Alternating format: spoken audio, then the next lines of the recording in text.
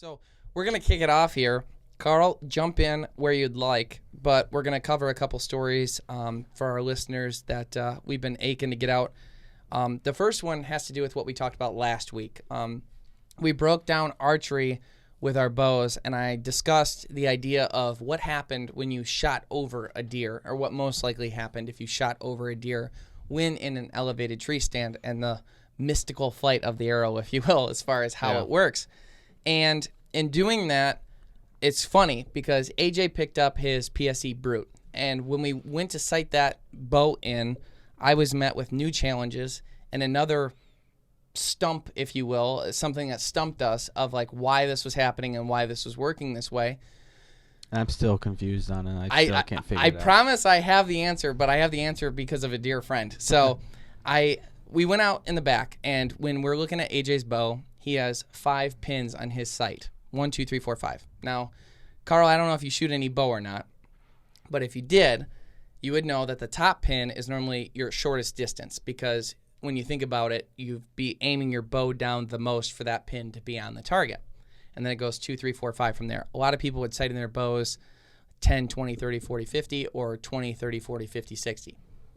In this case, we were sighting in AJ's bow, and we started at the 10-yard mark. And when we did that, we started with the first pin, and AJ shot, and when he did, we missed the target completely low. And it's like, you know, you're going to burn some arrows when you're first starting out, you know, when you're first starting. Definitely. So we're like, okay, we started adjusting things and moving things, and I've got the sight moved as far as I possibly can to get as much elevation out of the shot as possible, meaning I moved it as down as possible.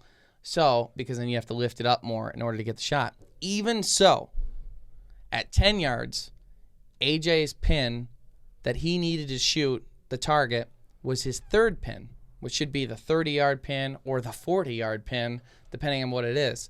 And I'm like, man, we might have to go through and tweak all these different things. There's a lot of tweaking involved. So in shooting, you were getting pretty comfortable, and AJ started to be able to hit the target very, very well, hit the bullseye consistently with that third pin from there. I go, if you want to try 20 yards, we can back up and try 20 yards.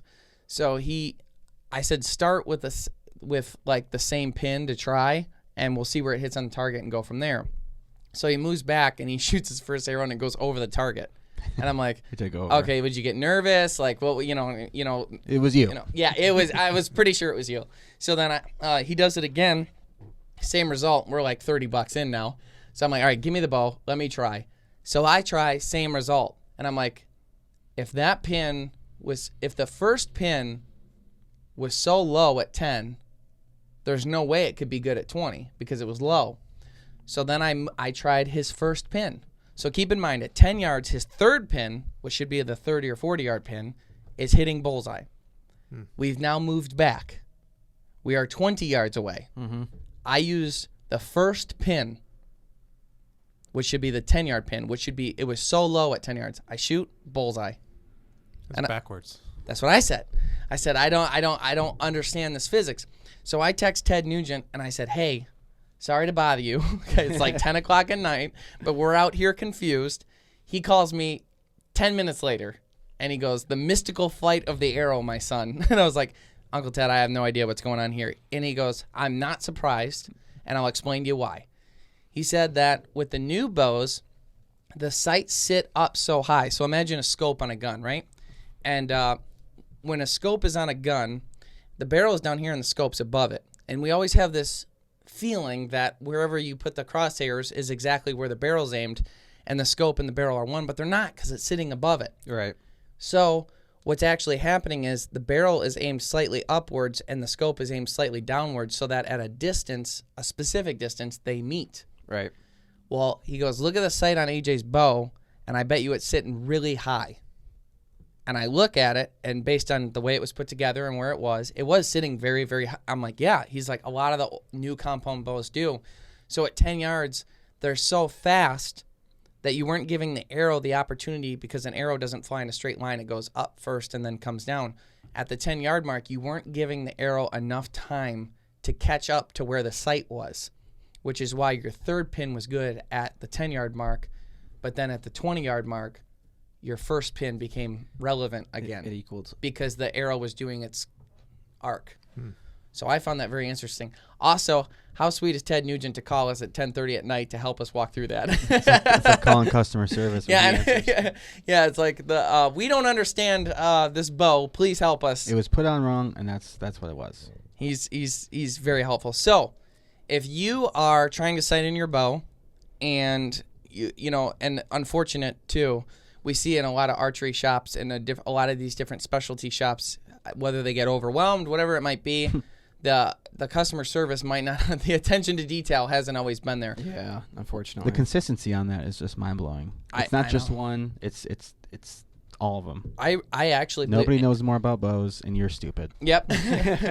And I will tell you this: what I've also noticed is, you would think like in the chain stores it would be worse, right? Because it's like how it is. I've had the best luck with Bass Pro and Cabela's locations as far as like getting someone eager to help you with that. Right. But I mean, obviously, those companies are doing something right. yeah, they're doing okay. You mean respect? Yeah, exactly. And kindness to customers? Exactly. Must be new. So, the first pin, if you are sighting in your bow, you start with the first pin at your 10-yard pin. You attempt to put it there. But if you can't and you're take a step back, test 20 yards.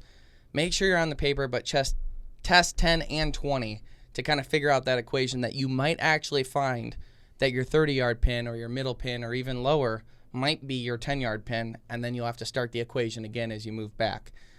So that is hopefully another tip just to understand that you might have that. You might have that arc happen, and it might happen a little slower than you think, and at 10 yards it might be different.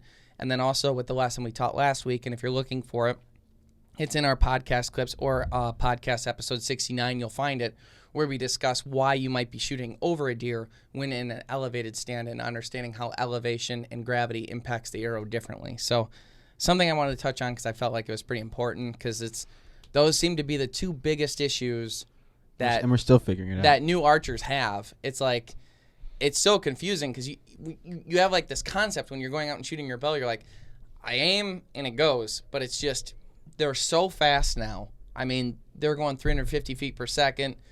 On top of that, there's different size arrows, there's different sights, there's different fluctuations. So it's all. And you don't know what you don't know, but the deeper we get into it, the physics of it all and the combinations that you can have with your setup is just it's fascinating how deep into it you can get. I know. Well, hopefully this helps.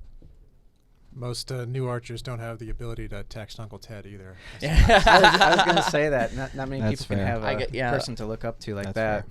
I guess.